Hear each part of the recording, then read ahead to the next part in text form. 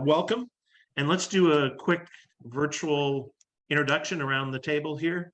I'm Rick Kent. I'm the chair of the Economic Development Committee for the Chamber of Commerce. Nick. Good morning, everybody. Nick Gage, CEO, president of Chamber of Commerce and small business owner here in town. Lori. Good morning. I'm Lori Allen with the Morgan Hill Chamber of Commerce. I'm the director of programs and communications. Alfonso. Hi there, Alfonso Castillo, Vice President of Hospitality for the Leal portfolio. And welcome, and Alfonso will be our presenter today for the Leal. Marby. Okay, just grabbing a pen. Hi, I'm Marby Lee.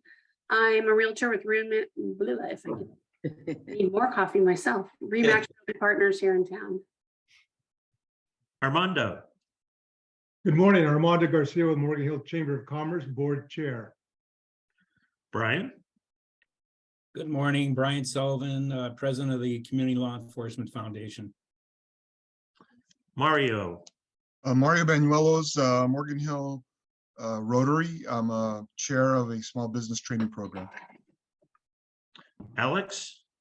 Good morning, Alex Kennett, local realtor and from the director of the Open Space Authority. Steve. Good morning, Steve Levy. I'm the owner of AmeriCare Silicon Valley, which is a senior care service, which I'm becoming. A few of us are. Kathy. Good morning. My name is Kathy Chavez Napoli. I'm a small business owner and member of Kiwanis, Morgan Hill Historical Society, and AAUW. Jane. Jane Perryman, Commonwealth Central Credit Union, Kiwanis. Hi, Kathy. Hi. Krista. Morning, everyone. Krista Rupp, Executive Director of Visit Morgan Hill. Ashish. Good morning. I'm Holiday Express and Morgan Hill Chamber of Commerce. John Horner. Good morning, everyone. Great to see so many friends here. John Horner, Morgan Hill Unified School District trustee and friend of incoming Gavilan trustee Kathy Napoli. Nadia. Good morning, everyone. Nadia Webster, fellow with the Office of Government Relations at Valley Water. Steve Tate. Steve Tate, president of Morgan Hill, volunteer. Katie. Morning, Katie with Heritage Bank of Commerce and Morgan Hill Chamber of Commerce Board. And Matt Mayhood. Hey, good morning. Matt Mayhood, Economic Development Director, City of Morgan Hill. And I'm in the car on the way to a conference, so I'm calling in from the car. I'll keep my camera off and try to be safe. Yeah, be safe, Matt. Sounds good. Okay, thank you everybody for attending. Today we have Alfonso Castillo from Leal Properties. He's going to make a presentation about the Leal Hotel downtown. So Alfonso. Awesome. Thank you so much, Rick. Good morning, everybody. I'll try not to take too much of your time, but I do have a little presentation to go over, just kind of get everybody up to date on where we are and kind of how we're progressing with the project in downtown. So let me go ahead and share my screen in 1 second.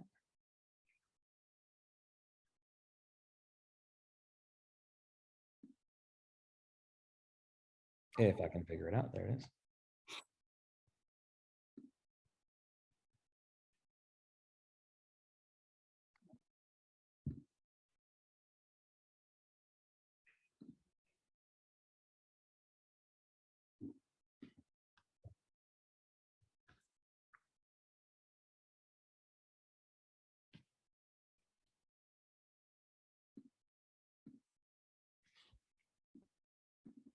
Sorry, tech difficulties. 1 second.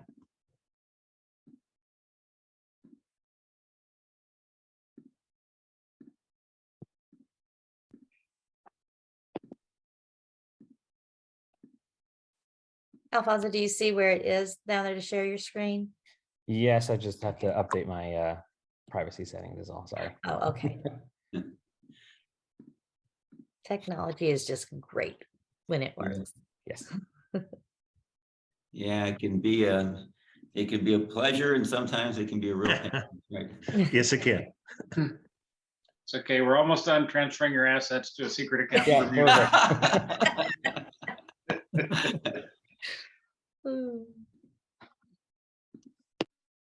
I was instructed to do that by a Nigerian prince. Well, and John, congratulations on the election. Yeah. Thank you very much. Excuse me. Kathy, congratulations as well. Thank you.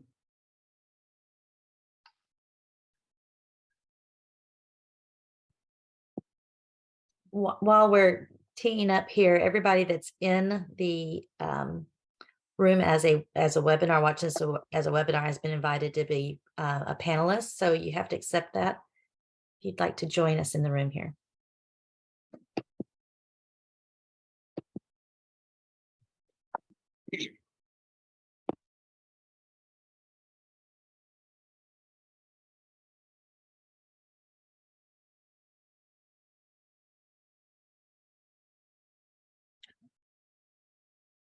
And it looks like we lost Alfonso altogether. Yeah. Yeah, he's gone. He did say he had to update his Zoom, I think, to be able to share his screen. Maybe that's why. He had to reboot. He's I'll reboot it, yeah. Or he booked a flight to Bermuda to go get his stuff back. Yeah. Well, I guess we could do things a little bit backward here and have a quick update by various people on what's going on in the community. Oh, there's Alfonso. Sorry, everybody. I got kicked out. All right, let's try this one more time. Okay. It says the host disabled screen sharing. Oh, you came back in. Sorry.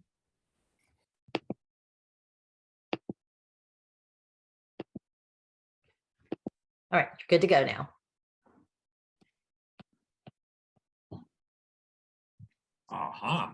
All right, there we go. Sorry about that, everybody.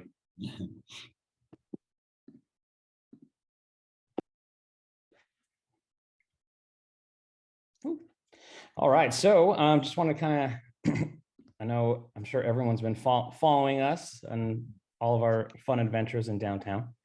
But just wanted to go over kind of where we're at and with Hotel Mohai. So we are going back to City Council to next week with some revisions to our original plan. Just kind of get everyone up to date on where we were with that. So here we are. So Leal. So we kind of like to use this as our little motto, internal, just kind of who we are and what we do. So Leal, we are a collection of venues that reflect the way of life through beautiful natural settings, agricultural sensibility, gracious hospitality, and exceptional culinary and wine experiences. I would hope that everyone here has visited at least one of our properties through Morgan Hill and San Benito counties. We are, in the process of really moving our entire corporate headquarters down to Morgan Hill. We have acquired a building across from where Hotel Mohai will be. And that is where we're moving our whole corporate headquarters from. Our accounting team, corporate executives, marketing, human resources, everyone will be working out of downtown Morgan Hill. So we're very excited to have the entire team here as well. Just a couple shots of some of our properties. We've really done a lot in the last several years, really kind of built our business off of weddings, events, and again, hospitality being the number one driver of that. Frank has quite a vision. I'm sure a lot of you have gotten to meet him and speak to him on that. But we try to have a certain aesthetic across the brand and really put our best foot forward on building these beautiful properties and really enhancing some of our assets for guest use, for the public, for all the community there. Just a quick little overview of some of the properties that we do have within the portfolio. As you can see, that list has grown quite significantly over the last couple of years. And we hope to come in and continue that here in Morgan Hill. just a kind of little reminder, kind of where we were, back in 2015. City of Morgan Hill was looking for restaurants, mixed use, entertainment, and hotels to come into the downtown area. The city was ready to demolish the Granada Theater, which we then acquired and have since transformed the building. Our portfolio includes several wineries, restaurants, hotels. Our primary business is weddings. As we bring the wedding guests in, they use all of our amenities, and that's really where we see to grow the hotel is having a place for guests to come in and stay, but also visit the wineries in Morgan Hill, shop in downtown, eat at all the restaurants. We've always kind of like to consider ourselves as, a one-stop shop. And that is because we coordinate from day one of the wedding, all of the catering, the floral arrangements, table decor, and now with lodging in downtown, we'll be able to add that as well to our portfolio for our Morgan Hill properties. Just a quick little picture of kind of what the downtown area looked like before we acquired the Granada Theater. So as you can see, needed a little attention. And just kind of what we've turned it into. Hence, since, we've gone through COVID, there has been some other renovations inside just to kind of enhance the space to, kind of reinvigorate that whole area and bring more life in. We've been able to do indoor dining in the Granada Theater. We have lots of events and weddings are coming back, private parties, functions. We have a long list that we've been working on going into once we get out of the holiday season for bringing back comedy shows, dueling pianos. I know that was always a big hit in town, and lots more public events, nonprofits, fundraisers, really trying to again, get that Granada Theater back up and launched as that live entertainment venue and another amenity for the city as well and all the residents. Kind of, going over where the downtown mall is and kind of our proposal for the hotel. In 2016, we were approved for a 60-room boutique hotel and market hall in the former downtown mall. We did go through, let me go back here. We started the construction, we got our approvals, and hence that one thing everyone remembers, COVID-19 hit us. So at the beginning, just to kind of go over some of the impacts we went through with COVID-19. In 2015, the project was valued at $16 million with an investment of $10 million privately financed by Mr. Liao. We completed all of the utility work and the first two floors, so all the structural is complete. When the pandemic did hit, obviously we had to halt all construction as everybody else did, and everyone had to shelter in place. The lodging industry kind of came to a standstill at that point, a lot of what ifs and not really knowing what was going to happen. With that also, we were stretched very thin with our financing, trying to keep all of our employees employed, provide, assistance to them. We lost a large majority of our workforce, not just from our company, but also our contractors and everyone else that we were working with. After COVID-19, with the supply chain issues and the rising cost of materials, the project is now valued at $40 million. Hence, this is why we've been looking for outside investments, and that's kind of where we've been at with a lot of the haltering in the construction. One of the beautiful things that the city of Morgan Hill allowed us to do was we were able to turn the shell of that building into a pop-up restaurant. Really kind of helped bring a lot of energy into downtown, really helped us with our employees, providing them with work, and again, an ability for the residents of Morgan Hill to get outside. Beautiful thing with that structure, it is open air. So we were able to accommodate quite a few amount of guests. I'm sure a lot joined us and dined at Mohai Social since we've been able to open that. Kind of where we're at now, we do have a letter of intent from investors ready for us to go so we can continue our construction. One of the requirements is they are asking for more rooms. Hence, we were able to kind of go back with all of our architects and designers and go back and see what we could support there.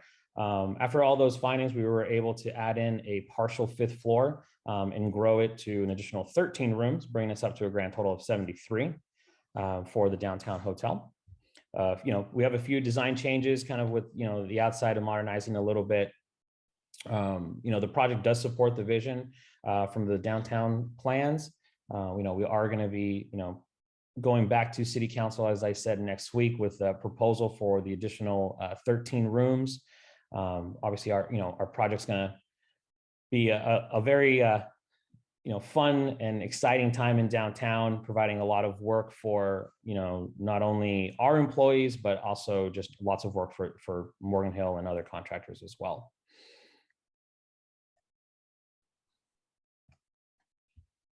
All right, and that was all. Stop the share. Okay, thank you, Alfonso. Yeah. So I know we're all looking forward to the project moving forward. Looking forward to downtown, seeing a great hotel in the midst of downtown. I'm sure we have a few questions. Absolutely. Anybody have a question for Alfonso? Sully. Yes, thank you, Alfonso. It's great to see that things are starting to move forward, and it's been a long time coming, and we know you've worked hard on it. Question about the restaurant on 3rd Street. It's really quite a venue that you're putting together there. How soon do you think that's going to be able to open? Yeah, absolutely. So we are also very excited about that project. That is our restaurant name is going to be called Mohai Farm. It is our farm to table restaurant, a lot more focused on, being very health conscious. And so right now, as we're working very, very hard the last couple of weeks of getting a lot of things in place. So right now we're estimating for a soft opening towards the end of this month, early December. And as we get closer to, probably about the week before Christmas is when we start to kind of reach out and do a little more invites, and beginning of the year is when we'll plan on being fully open and ready to go. Great. Look forward to that. Thank you. Of course. Alex. Hi there. Thank you. That's quite informative. It raises almost as many questions as you provided answers, of course, and it all has to do with timing. Of course. Like the hotel, when do you think, I doubt that the city's going to turn you down. So when do you think the construction is going to begin on the hotel portion? Our hope is as soon as we get all of our approvals in place to start immediately. So we, as long as we're able to get everything approved and ready, the moment that we're able to start, we're going to start with kind of, removing some of that decking that's there, getting it ready for construction. So really the answer is as soon as possible. Thank you. So just to follow that up, any target for when you would actually open? I mean, a year, how long is that going to be? To open the hotel? Yes. So we're anticipating about a 2-year build. Okay. Just in time for the next elections. Okay, John, you have a question. Thanks very much. Alex just ruined my mood. I was in such a good mood. So I had 2 questions, one from my engineer side and the other from my business side. The engineer side of me is just curious, about the structural consequences of adding another level to an existing foundation and building. How complicated is that? And then the second question from the business side is, are you and the team confident that you have 100% of the required funding in place to see this through to completion? Presuming you get the approvals, or because the project kind of ran aground once on that basis. Yeah, very fair questions. So from the structural, we've spent a lot of time working with our engineers, structural city, of really going through, what we have built, what the load would be for adding an additional floor. It's not a complete floor, it is a partial floor. That's what we were able to find that we could support. So that 5th floor is going to have a grand total of 10 rooms. 3 of those additional rooms are actually going to be allocated on, I believe, the 3rd floor, where we've kind of repurposed what was going to be a gym. So we moved some things around, and that's pretty much with our engineers and going through all the processes of that is what that building can support. So that's why we're doing only a partial 5th floor, not a complete floor there. And as far as funding, we are 100% locked in, ready to go. So, everything in place. Exactly. Yeah, everything's in place and paperwork's ready to go. So. Fantastic. Marby, you have a question? I did. I think it was partially answered, but just refresh my memory. Was the previous plan for 3 or 4 floors? And again, my recollection was that the top floor was going to be some sort of deck, and maybe I'm thinking of something else, but can you refresh my memory on what originally you guys were planning for? Of course. That, on that top store, how that's changed with the new floor? So the originally it was 4 floors total, and really with kind of the way that the building is structured on that 3rd floor, there is the building's a kind of a U up on the top 2 floors. So on the 3rd, there is kind of an outdoor area for hotel guests, patio kind of space, greenery area. So that's still going to stay in place. So that brings forth a further question. Then I think you said it's sort of a U shape, and that's how it will continue to be as you go up to the 4th and proposed 5th floor. Correct. Okay, thank you. Okay, Matt, you have a question? Yeah, good morning. I'm out of my car, so I can actually talk. Alfonso, thanks for the presentation. And just a couple clarifying points as I understand it. The 5th floor, the partial, from what we can see on the architectural drawings, when you're on Monterey Road, you actually won't be able to see the 5th floor. It's set back, so you actually won't be able to see it. A question for you, Alfonso, because I'm sure you're going to get this at the city council. What happens if the city council doesn't approve the addition of the 5th floor, giving you increased height and going to the 5th floor? What do you do? It's definitely a fun question, Matt. Thank you. It's one that we're going to have to kind of go back with our investors and the rest of the team and just kind of see how we move forward. A lot of kind of our progress to get the 5th floor and the funding is dependent on that being approved. So it will take some readjusting and some additional conversations. So. Okay, thank you. Nick, you have a question? Yes, more a question and as thank you. Alfonso, first, wonderful to meet you. Well, welcome to the Chamber of Commerce's Economic Development Committee, and certainly after this meeting, we continue to invite you back for each of our monthly meetings. And certainly, the pandemic has hit every one of our business sectors incredibly hard over the past almost 2.5 to 3 years. So I want to thank you for your persistence and your dedication to downtown Morgan Hill as well as the greater community. It's nice to be able to see both the energy and momentum and now the funding underway to see the building be completed. And I just want to make sure that you understand the chamber is here obviously to offer support and services to be able to get that to term as well. Much in play, much hard work still in front of you, but it's great to see hopefully Brown that'll be broken here soon. And obviously the council meeting next Wednesday is very critical as far as a pivotal point for direction. But I think the Leal Hotel will serve as one of our preeminent destination sites here downtown. So we're all looking forward to see visitors start to have those doors open for them. Alfonso, so thank you and welcome to Economic Development Committee. Thank you so much. Very, very happy to be here. Okay, any further questions? Alfonso, I want to reiterate what Nick said. Thank you very much for joining us today. You're welcome to join us on our monthly meetings. They're usually on the 2nd Thursday of the month. So let's quickly maybe get some updates from other folks around the table here.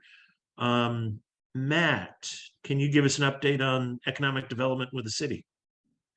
Yeah, good morning, everybody. I think obviously this item, the Granada Hotel or Hotel Mohai is coming to City Council next Wednesday. Our economic development team is supportive of the addition of the 5th floor, and we'd really like to see this project get approval and for construction to resume on that project. So we'd love if the chamber and others in the community who are supportive of this project come out and show their support. I think it's really important that the City Council understand how the community feels about this. And, you know, we would, as a city, really benefit from having a downtown boutique hotel. The activation is really important to, you know, the future of downtown. Second is another item on the agenda next Wednesday is the downtown PBID. We will be counting ballots, so we will be going through that process, and hope we are still receiving ballots. Brittany and I are receiving ballots. We'll go through a process and a public hearing on Wednesday night to open those ballots, count the ballots, and then report back to the City Council. Then the City Council has the opportunity to approve or form the district.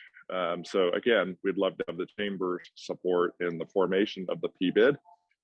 Having a positive comment or two from others who want to see us continue to the city to invest in downtown and really grow that private-public partnership. So we'd love to have your support on that.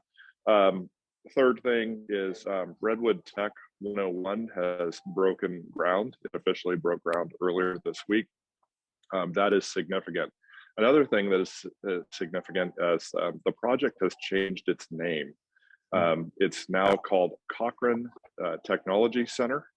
The reason for the name change is because as we were going into this drought, we started having conversations with Trammell Crow and our community and our environmental services team about water usage. And redwood trees, although they're incredibly beautiful, they require huge amounts of water. And so we started working with Trammell Crow to redo their landscape that was more drought tolerant, which really asked them to remove the redwood trees. So they have moved to a different landscape. It doesn't necessarily fit the name Redwood Tech. So they're now changed the name to the project of Cochrane Technology Center. But that project is under construction. I think that's enough of the updates for us. Oh, I think the other thing is Brittany has been working with the downtown property owners and businesses on the updating of parklets.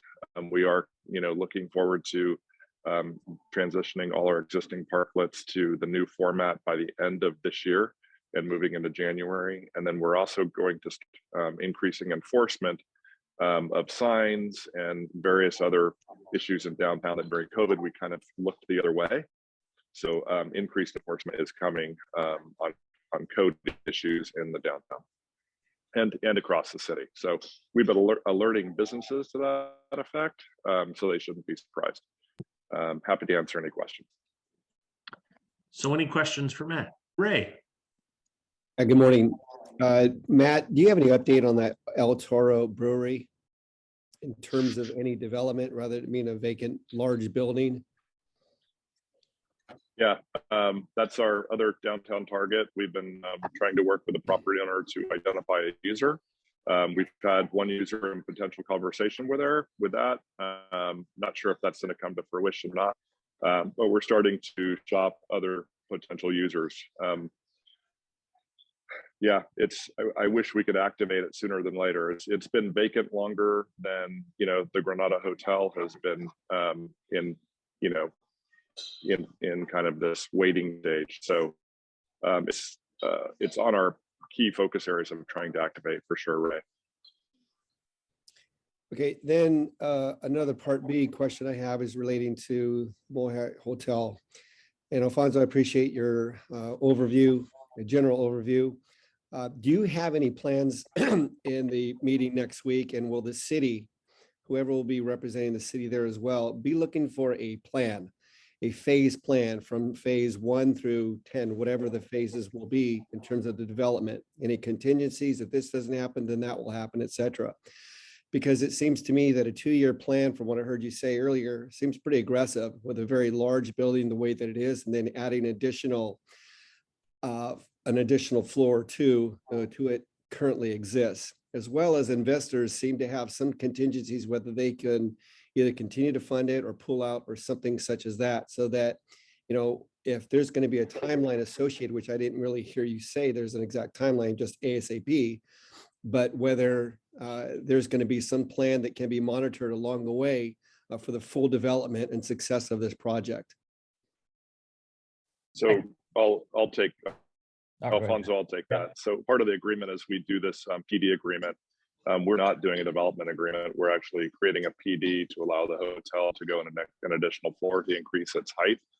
And part of that agreement will be an MOU between the city and the developer that has a timeline and milestones that they are expected to achieve during the construction phase. So there are phases in there that will allow them to various milestones to achieve in construction. Obviously, it has some flexibility for delays and issues that may come up during construction, but that is part of the PD.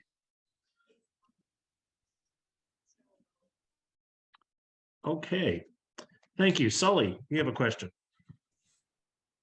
No, I don't have a question. I have something to talk about. If that's okay now, or we can wait.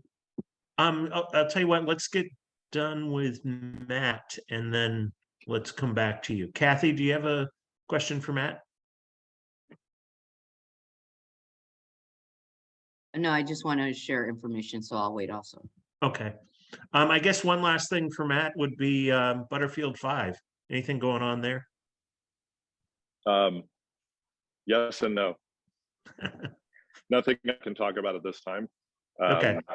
As soon as I have information to share, I'd love to share it. I know you're probably tired of hearing that, but oftentimes these things take a lot of time, and you never want to say anything too soon to jinx it or to look like an idiot later. So continued conversations with potential tenants, and as soon as I know, you guys will know. And I'm going to drop off. It's 8:30. I'm a little bit late into this SWEDA conference, but I hope you guys have a great rest of your meeting. Thank you. Okay, thanks, Matt. Thanks for joining us. Okay, let's go back to Sully. Thank you. I just wanted to give people a heads up that we are going to be doing another gun buyback. We're putting that together. We've been having meetings on it for the last 2 months. It's going to be on December 10th. We're getting the promotional material ready, and we'll be coming out with the promotional material very soon. So it's a gun buyback that Morgan Hill Police Department is going to head up this year. The last one we did was in 2019, along with the Gilroy, and Gilroy headed it up then. So it's a combination of different agencies, the Sheriff's Department, TA, Santa Clara County, Gilroy Police, County Sheriffs, Morgan Hill Police. It's going to be held at the Outdoor Sports Center. It's going to run from 9 a.m. to 2 p.m. No questions asked when people come to bring a gun back and hand it in. We're going to pay $100 for pistols and shotguns, and $200 for rifles and assault weapons and ghost guns, things of that sort. So I'd like the chamber to put that out in their, information, weekly meetings and such. We expect to have the promotional material done in the next week or so. So What was the thank you date on very that, much. Brian? Look forward to it. Pardon? What was the date again? I'm sorry. December 10th, Saturday. And last time we were the largest purchaser of guns back in the whole county. We did 493 weapons were turned in. Milpitas just did one about 2 months ago, and we're working with them on some things also. They were able to get 450. So just a heads up to everybody. Thank you. Brian, can you send me that promotional material when you get Yes. it? Thank you. I will. Thank you. Thank you, Brian. Kathy, you had something you wanted to chat about. Yes, I just want to announce some events that are happening tonight. if you have an hour and a half free at the Morgan Hill House, we're going to be having the author Marlene Baumgardner, who wrote a book, Back to the Land, from 6 to 7:30. And then on Sunday at the library, we're going to have a kickoff. AAUW is going to have a kickoff, United Against Hate, from 2 to 3:30, and that's inviting everyone, the family. And part of that series of working together against hate in our community is on the 15th, also at the library. We're going to have a presentation. This is part of AAUW's national, California, and county branches are supporting the series on diversity, equity, and inclusion. And so we will be having a program at 7 o'clock, and we will be talking about privilege, elitism, and equality. So you are all invited. Thank you, Kathy. Let's see, other updates. Alex, open space. Hi, good morning. We have a lot in negotiations, thus I can't tell you about it unless I lock you up until the negotiations are done. But one of them has to do with adding some potential parkland to the city of Morgan Hill. And I'll hopefully be able to update that to you after the first of the year. Other than that, it's just boring administrative stuff. Although on the Citizens Advisory Committee, I recently appointed my representative on the Citizens Advisory Committee, Aaron Gill from Morgan Hill, who is also head of the Farm Bureau, and just shows our further commitment to agriculture here in South County.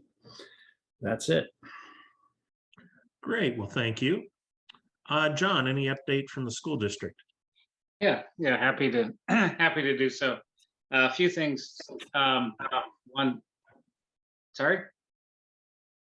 The Family and Community Engagement Center, which is in kind of the back corner of Britton Middle School, will be having its grand opening on the 18th. So that's next week at 3:30. Hope to see folks there. And this will be, we're repurposing some former classroom space in making it a place primarily for parents to come for parent education, training sorts of things. You know, there's many thoughts and plans of what to do with it in the future, but that's the current phase as we ramp up our ability to support students by supporting their families. So I'm excited about that. And then also Amplify is what we're calling the before and after school program that's being paid for with additional state funding we have really as part of the COVID recovery plan. It's now up and running at all the elementary schools. We have over 700 students enrolled in that so far. We have initial capacity for 1,200, but are committed to adding capacity as needed. So that that round is with the YMCA, the Boys and Girls Club. We are now the primary funder of the El Toro Youth Center, basically continuing the work that's been done there to support our students after school. And also we're funding that organization to expand into 4 of the reduced income housing projects throughout the area, where many families have told us, you know, they need their kids back, back on site, but they need that additional support, whether it's playtime or help with homework or whatever it is. So excited about that. And then Youth Alliance is partnering with us, and we'll be opening programs like that at Britton Middle School and Martin Murphy Middle School. So this is a big lift. Very excited about it. It's the actual, primary work is all being done by community organizations that we're contracting with. That we have hired we have a position for one additional staff member to oversee it all, because it's a pretty big lift and a lot of additional complexity for site principals and leaderships. Now their school sites are active from 6:30 in the morning till 6 o'clock in the evening. Even if their employees aren't running it, it's still something they have to have their heads around. So the administrative part is all being worked out. Really proud of all the staff and community partners that are putting that together. And then one other item I'll note: at our most recent school board meeting, we had quite a discussion about a normally routine item of buying replacement HVAC units. We have 14 facilities. I don't even know how many HVAC units we own. It's probably hundreds, because in many cases there's one per classroom or one per building. But the question is, how do we handle the transition away from natural gas on the heating side of that? And then what are the implications for electrification of our buildings? And what do we have funding for, and what can we do as far as additional solar capacity? As far as solar goes, we're fortunate in that our primary energy use happens during the day. Although we do have some, before the sun up and before and after sundown, but our peak use happens to be when peak solar is generated. So that's something very, very much part of our work, both from an environmental point of view and a long-term operating cost point of view. And California's Air Resources Board has said that by 2030, natural gas fired replacement units will no longer be available for sale. So all new construction, we're not putting in natural gas, but we're starting, like everybody will be, the question of, as you replace things, okay, what do you do? So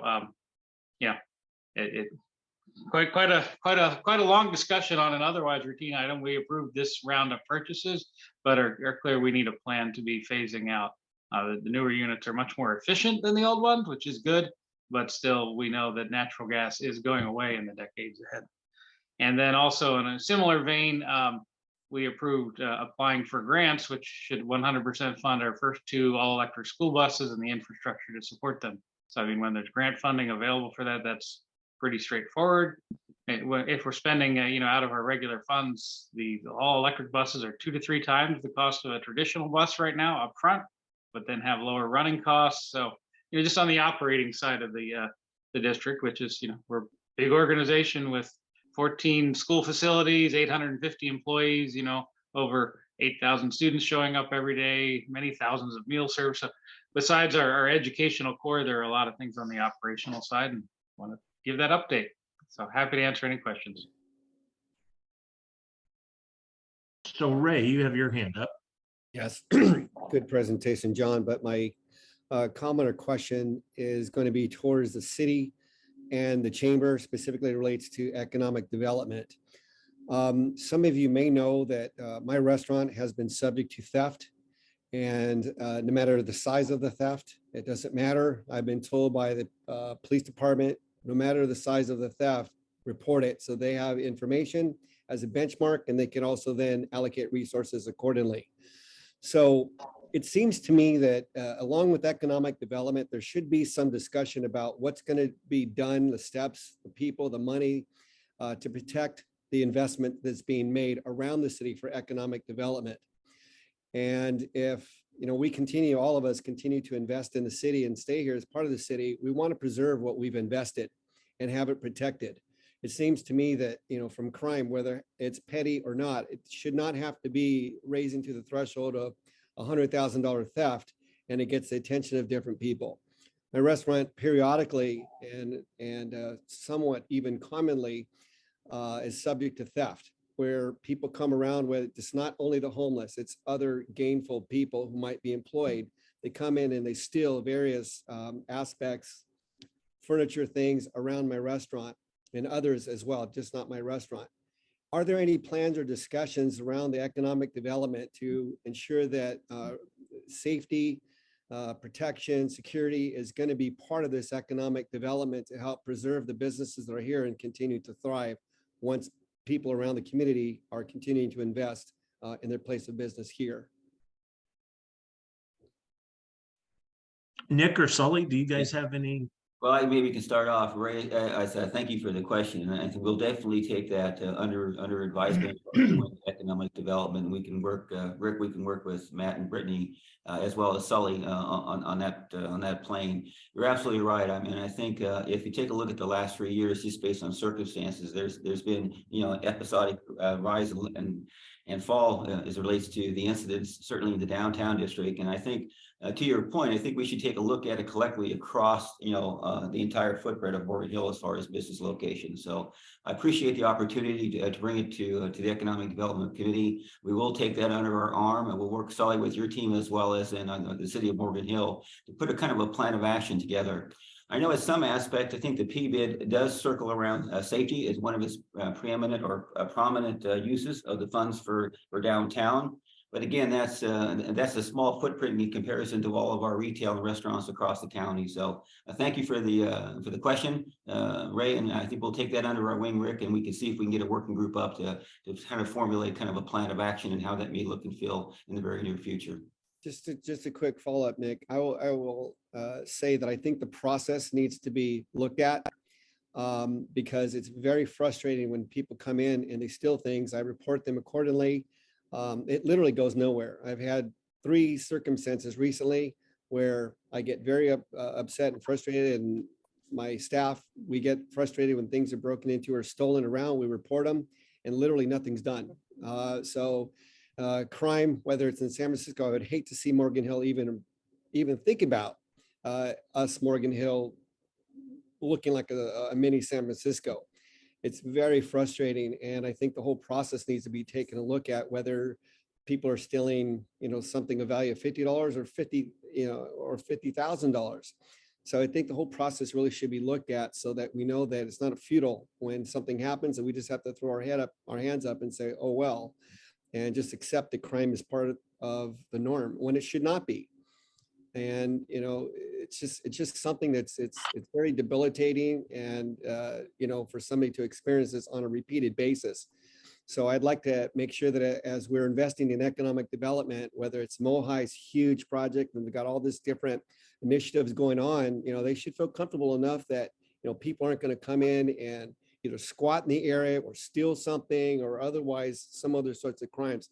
Just about a week or 2 ago, just very recent, just right up the street from our restaurant, there must have been 5-6 units, maybe more, with canines, etc., guns drawn, rifles drawn, trying to root out somebody right up here they're redoing some apartment or townhomes on the corner of Depot and 5th Street here, and it was a big episode. So I don't know what came of it, but nevertheless, it's just things like that as part of economic development, we have to make sure that along with those discussions is that security should be part of that to preserve people's investment for the economic development, as well as what the process is going to be, no matter the threshold of what crime occurs.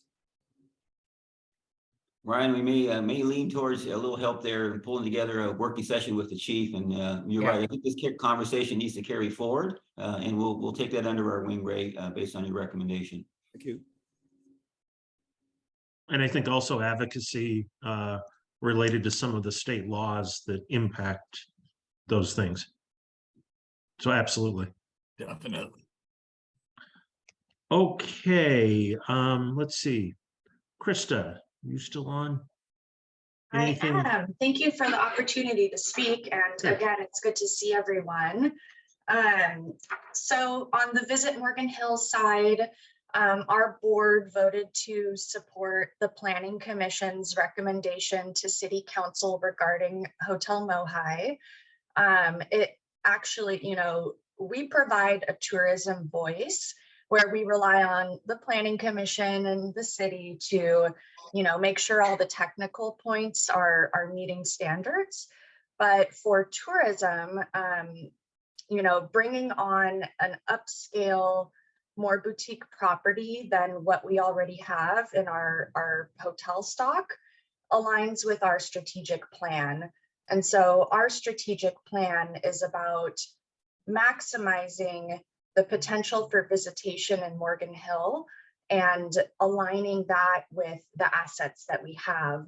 So in Morgan Hill, we have great wineries, we have a great culinary scene, but sometimes the hotel stock doesn't quite align with that visitor. So that's something that our strategic plan really explored. We did interviews with stakeholders, interviews with community members, as well as an in-depth market study. So our board was very confident that, we want to see this project move along as swiftly as possible. And yeah, we're excited. We hope that it moves forward, and it's going to diversify the options we have in Morgan Hill for lodging. And another point that I will add to that is that I was just at the SPIDA conference that Matt Mayhood mentioned he was at yesterday. They had a tourism panel, and they had a variety of representation from the tourism segment from San Jose International Airport, San Mateo County, and Santa Cruz County.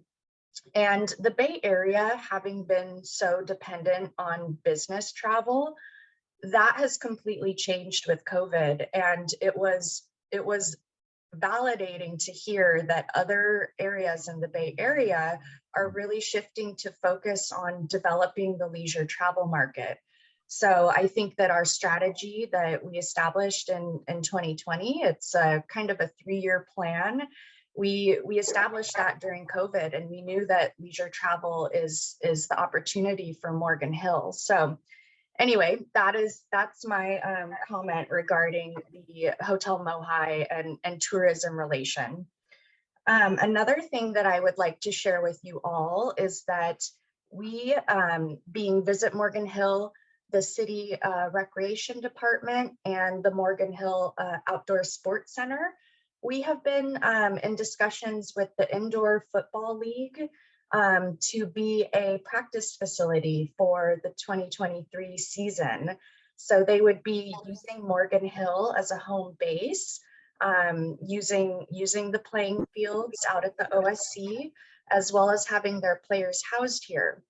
The games would take place at the SAP Center in San Jose, but we would be their home base. So we're in discussions with them, and we're hopeful that we will win out the other location that they're considering. Along with the opportunity, should they come to Morgan Hill, these players will be in our community for several months, and they will be making community appearances, joining a lot of our public events such as Friday night music. So I think there's a lot of opportunity for community engagement. And, you know, if this does come to fruition, I'll be sure to announce that. The last thing I just want to mention is that Visit Morgan Hill, typically winter is a quieter travel time, but we are still pushing a fall winter campaign. And this is really to continue to build awareness that Morgan Hill exists and it's a good place to visit. And we have also hired on a full-time PR agency to support us with getting the message out to Greater Bay Area and national media publications in the travel space. So we are kicking off next week. They're going to fully immerse in all things Morgan Hill so that they can effectively pitch stories to travel media and get us coverage. We will also be looking to do some strategic social media campaigns as well. So we will have them on through next July. And at that point, we'll reassess if we want to continue with them. But it's a big step for the organization, and it's a really great opportunity for Morgan Hill to continue building the recognition that we are a great place to visit. Thank you. Happy to answer any questions. Well, thank you, Krista. Any questions? Nick? Yeah, Krista, thank you for those updates, and maybe I'll make a recommendation, Rick. We should really have Krista on board as kind of a recurring update. Absolutely. In open spaces. Yeah, first, congratulations on getting to a point with the Indoor Football League. I just want to make sure that we offer up the chamber as any supportive arm. It's a part of those negotiations. We'd happy to be embedded in that fabric and help you out in any way we can, Krista. Thank you, Nick. And I guess to reinforce the Hotel Mohai, you know, the company that purchased Paramit had a lot of management visits, but they all stayed up in Santana Row. It'd be great to get those dollars spent in Morgan Hill rather than up in San Jose. Exactly. Okay. Yep. Any other comments today? Nick, did you have something? I just have a quick call to action. This is to remind the group that we have our annual Celebrate and Morgan Hill Awards coming up in 2023. Nominations are actually in flight as we speak. And of course, along with the wonderful individuals, our Small Business and our Large Business of the Year awards are out there for nomination. So please don't be bashful. Let's get them in so we can get them to our review panel and look forward to a wonderful Celebrate Awards in 2023. And Steve Tate.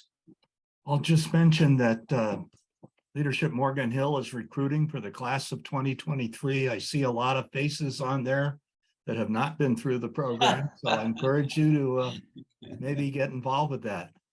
Sully went through last year. Sully's a guy that's deeply involved in the community and supposedly knew everything, but he got a lot out of going through the class. So encourage you to maybe look at that. It's www.leadershipmorganhill.org, and you can get the application there. Yeah, I've already spoken to Rick. Great. Well, thank you. Alfonso, I know one thing, the chamber will be at that, the city council meeting next Wednesday. Probably talking on both the Hotel Mohi and the PBID. So we'll be there. Thank you. I really appreciate everyone's support. Well, fantastic. And if there's nothing else from anybody, I think the December meeting will probably be skipped due to the holidays. So we'll be back in January. I think we may have a presentation around the Juan Hernandez development for the January meeting. So thank you again, everybody. If there's nothing else, have a great Thanksgiving, great holidays, and we'll see you in the new year. Happy holidays. Oh, John, hang on. John Yeah. raised his hand. Yeah, I just had a quick question about future meetings. Are you planning to stay on Zoom long term or ever go back to in person, or could you comment on that? We'll probably do a hybrid starting in January. Thank you. Okay. With that, again, thank you, everybody. Thanks, Rick. Bye. Thank you.